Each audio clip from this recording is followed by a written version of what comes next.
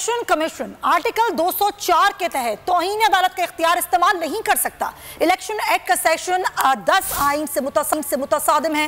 तौहीन अदालत केस में PTI रहनुमा असद उमर ने तहरीरी जवाब सुप्रीम कोर्ट में जमा करा दिया। तौहीन अदालत केस में असद उमर का जवाब जमा। इलेक्शन एक्ट का सेक्शन 10 आइन से मुतसादिम करार। सुप्रीम कोर्ट में जमा कराए गए जवाब में असद उमर ने मौक़िफ़ इख्तियार किया। ये शो कॉज नोटिस के खिलाफ सिंध हाई कोर्ट से रजू किया। ये शो कॉज नोटिस गैर कानूनी और गैर आइनी है।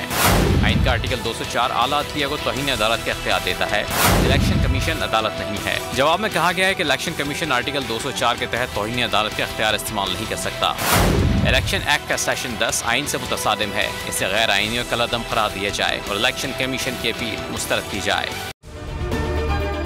अगर आपको ये वीडियो पसंद आई है तो हमारे चैनल को सब्सक्राइब करें और बेल आइकन पर क्लिक करें।